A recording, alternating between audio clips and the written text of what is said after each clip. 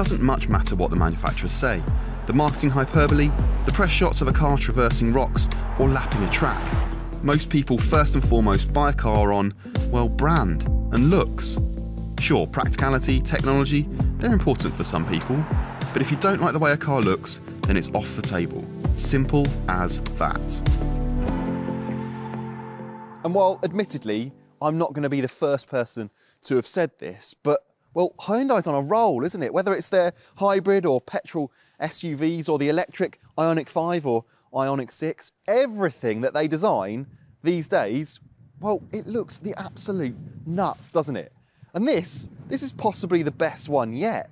This is the new Hyundai Santa Fe. The 5th generation Santa Fe will arrive in the UK towards the middle of next year. It's a little bit bigger than before, and it's likely to be slightly pricier too. It's pretty telling that as well as cars like the Kia Sorento, Hyundai lists models like the Volvo XC60 and BMW X3 well within its sights. That despite the Santa Fe being offered with 7 seats. But let's just quickly have a look around the outside. It's just really square, it's just got loads of presence. It's a proper kind of SUV look, hasn't it? Loads of straight lines and squared off edges, these kind of H-pattern daytime running lights. Looks a bit Ford Bronco from the front, don't you think?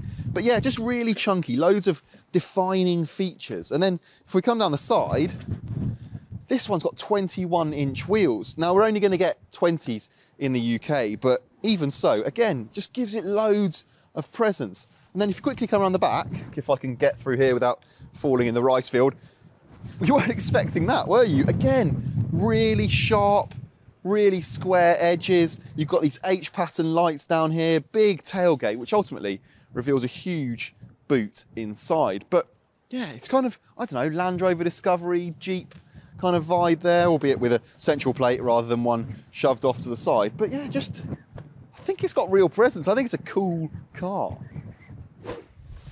And then we take a seat inside and, well, it's a much more modern, much cleaner design than before. The old car had loads of buttons dotted around the centre console, and most of those have completely gone. You've still got a few down here for things like the drive modes, the cameras, the start-stop system, things like that. But above it, you've got 2 big rotary climate controls, which obviously are really simple to use. There are a few touch-sensitive functions down here, but you don't use those all that often. Yes, heated seat, ventilated seat, a few of the air conditioning controls, but the main ones are really easy to operate. As I say, up here you've got this big curved screen and, well, really responsive, really easy to use, loads of functionality. Quality on the whole is pretty good. You've got some leather on the top of the dash here and some stitching, same on the doors, but overall it does feel like a really high quality product, which is pretty good considering the potential price point of, I don't know, 45 to 50 grand. Remember, this car is targeting models like the Volvo XC60 or the BMW X3, neither of which, incidentally, are available with 7 seats. As we said, the Santa Fe is likely to be a bit more expensive than before, but not dramatically so. It's likely we'll see every version fitted with the dual screens for the digital instruments and the infotainment, the usual LED lights front and rear, plus a choice of alloy wheel designs.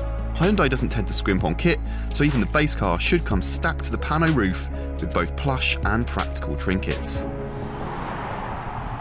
In the UK, we're going to get 2 engine options, a hybrid and a plug-in hybrid. Now, we've actually only driven the hybrid at the moment. It's not got a huge battery, but around town it will move around almost completely silently, and when you do need the engine, no dramas, it blends in really seamlessly.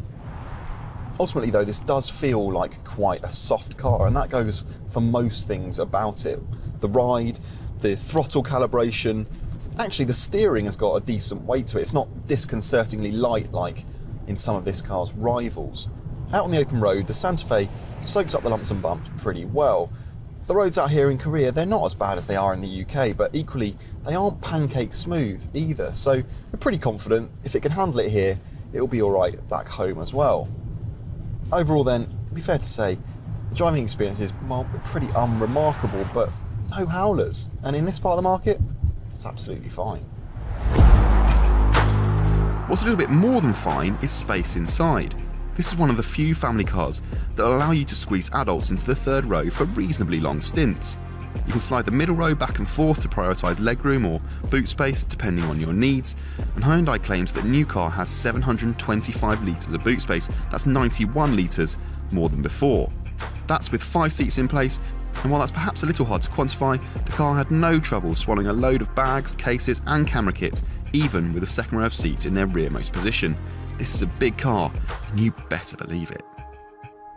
The new Santa Fe, like its predecessor, is a fantastic family car that's been tweaked just enough in all the right areas. It's spacious, it's comfortable, it's refined, and just look at it. It is dripping with Korean cool. If you're in the market for a 7-seat family car, then my advice would be to just wait a little bit longer, because this could be the car for you.